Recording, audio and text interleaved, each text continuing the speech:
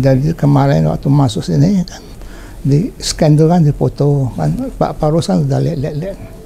Katakan mau operasi ya, oke ya, gitu aja. Jadi pasien ini dia sudah mengalami yang kita sebut osteoartritis atau pengapuran sendi pada lutut kanan kiri, di mana stage-nya sudah termasuk terakhir karena kita lihat dari fotonya memang dia sudah nempel dari sendinya sudah nempel. Jadi gejalanya pasien ini agak sulit berjalan atau berdiri lama. Kalau misalnya dia berjalan agak lama terasa sakit. Keduanya sakit kaki yang karena bangku. Kalau jalannya kayaknya ada gerakan bunyi krik. Sudah berapa lama?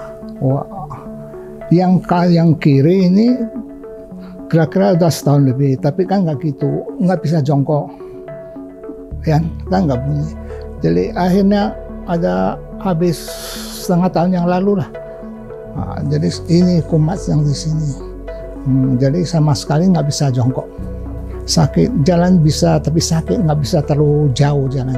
Jadi yang kita lakukan sih sebenarnya kita bilang satu realignment. Jadi pada pasien ini karena kena kaki kanan kiri, jadi kalau misalnya dia berdiri itu kakinya jadi kelihatan seperti O gitu ya. Jadi kita lakukan realignment, maksudnya jadi kita mau meluruskan sih ya kakinya, jadi yang dari posisi O ini kita buat jadi lurus kembali. Kemudian yang memang sendinya ini kita lapisin lah dengan sendi yang baru gitu, buatan manusia.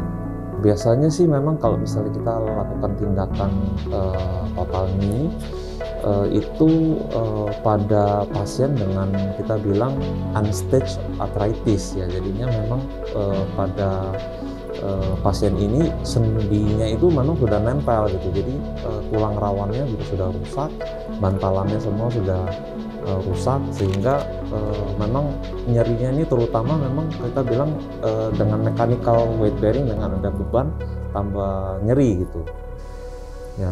Bila nggak bergerak atau nggak berjalan biasanya sih nyerinya memang jauh lebih berkurang, jadi nggak terlalu nyeri gitu.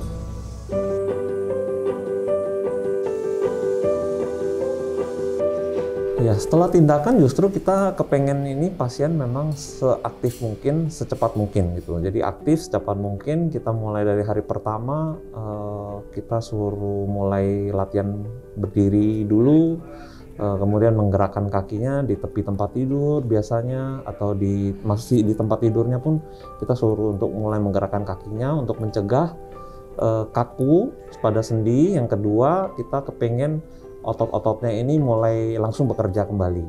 Ya, kalau misalnya kakinya ini banyak diam, kita takutkan juga bisa ada namanya DVT. DVT itu jadi ada pembekuan di pembuluh darahnya karena tidak terlalu banyak bergerak gitu. Ya, fisioterapi biasanya langsung kita lakukan biasanya untuk bantu pasien ini untuk kita bilang keseimbangannya dulu, sama mungkin pasien kan pasti akan bertanya-tanya apa yang boleh dan tidak boleh nih setelah operasi gitu. Jadi kita guide ya sebenarnya, yang untuk fisioterapi ini lebih guiding ke pasien supaya pasien ini mengerti apa yang boleh dan tidak boleh, dan supaya lebih termotivasi lah gitu.